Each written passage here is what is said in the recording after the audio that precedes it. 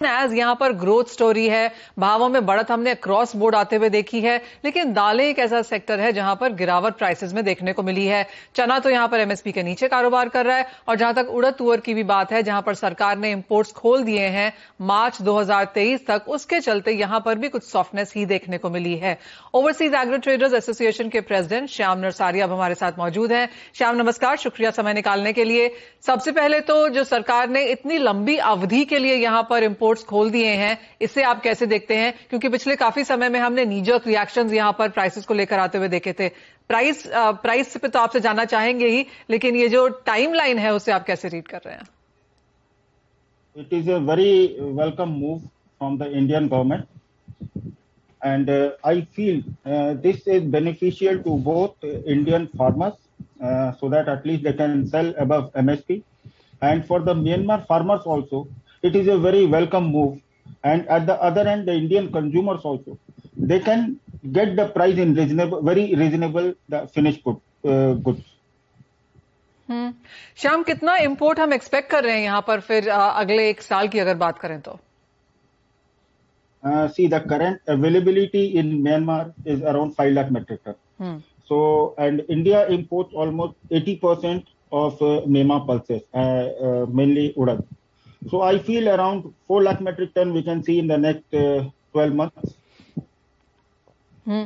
अगर Indian crop की बात की जाए तो चाहे वो तुअर या उड़द है, जो अगली फसल है वो सितंबर टू दिसंबर तक ही आएगी। तब तक क्लियरली जो करंट अवेलेबिलिटी है या फिर इंपोर्ट्स पे काम चलाना पड़ेगा। किस तरह की डिपेंडेबिलिटी आप इंडियन मार्केट्स की देखते हैं, वन, और सेकंड, किस तरह का प्राइस रिएक्शन आगे जाके बनता हुआ नजर आएगा? ग्लोबल मार्केट्स में किस तरह की अवेलेबिलिटी है? यू आर आस्किंग फॉर तुअर होल? हाँ जी, तुअर उड़द दोनों के लिए। उड़द के लिए इंडिया का जो नया न्यू क्रॉप आएगा वो सितंबर से स्टार्ट होगा जी। बट अप टू सितंबर, मई से सितंबर तक इंडिया में माल बिल्कुल भी शॉर्ट है। मतलब जो करंट स्टॉक जो है चेन्नई में, मुंबई में, कलकत्ता में बहुत कम है, लेकिन म्यांमार में स्टॉक है 5 लाख टन। सो म्यांमार से अच्छा सप्लाई रहेगा। बट टूर होल में जो इंडिया का डिमांड है वो बहुत बड़ा है। अराउंड 45 लाख टन का इंपोर्ट होता है इंडिया, मतलब कंजम्पशन है इंडिया में। लेकिन म्यांमार में जो अवेलेबिलिटी है वो सिर्फ 1.25 लाख टन की, 1,25,000 टन की है। और अफ्रीका का क्रॉप सितंबर से शुरू होता है। तो ये देखने वाली बात होगी कि तूर का प्राइस और उड़द का प्राइस क्या रहता है। मेरे हिसाब से उड़द में अच्छी डिमांड बनी रहेगी जब तक इंडिया का क्रॉप आएगा। और तुअर में भी अब अफ्रीका का देखना पड़ेगा कब से एक्सपोर्ट आता है, क्या क्वालिटी आती है, कितनी क्वांटिटी आती है। अफ्रीका का भी एक्सपेक्टेड है अराउंड 5 लाख टन। म्यांमार का स्टॉक बहुत ज्यादा नहीं, सिर्फ 1.25 लाख टन है। तो ये देखना पड़ेगा कि कितना रहता है। मेरे हिसाब से प्राइस अच्छे ही रहेंगे आने वाले दिनों में। आपने कहा प्राइसेस अच्छे रहेंगे, तो कितनी तेजी हम एक्सपेक्ट कर सकते हैं फिर यहां से? क्योंकि एज ऑफ नाउ तो बहुत स्टेबल हैं प्राइसेस। आपको क्या लगता है आने वाले 2, 3, 4 महीनों की अगर बात करें तो क्या दालों के भाव भी बढ़ते हुए नजर आएंगे? करंट प्राइस उड़द का है अराउंड 66-67 के बीच का प्राइस है एफएक्यू का। ओके।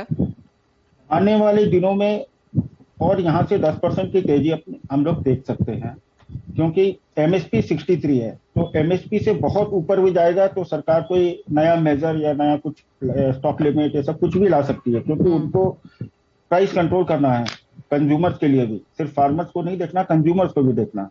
तो मेरे अनुसार 10% और ऊपर जा सकता है। तुअर का प्राइस अभी 62 रुपीज है, जो कि एमएसपी 63 है, तो एमएसपी से नीचे चल रहा है। मेरे अनुसार तूर का प्राइस भी 10 से 15% ऊपर जा सकता है, लेकिन प्राइस अगले 2-3 महीनों में तूर मेरे को ज्यादा अच्छा लगता है।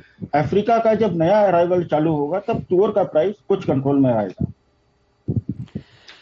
ऑलराइट, यानी कि दालें जो अब तक यहां पर अछूती थी बहुत ज्यादा बढ़त से, वहां पर भी तेजी देखने को मिल पाएगी। बहुत ज्यादा स्टॉक्स अंतर्राष्ट्रीय बाजारों में नहीं है। जैसे कहा गया कि म्यांमार में भी स्टॉक्स तो हैं, लेकिन इतने नहीं कि इंडिया की भरपूर्ति यहां पर हो पाए। और आने वाले 3-4 महीने यहां पर दालों के लिए भी पॉजिटिव रह सकते हैं। बहुत शुक्रिया श्याम नरसारिया जी साथ जुड़ने के लिए और तमाम दालों पर अपनी राय देने के लिए।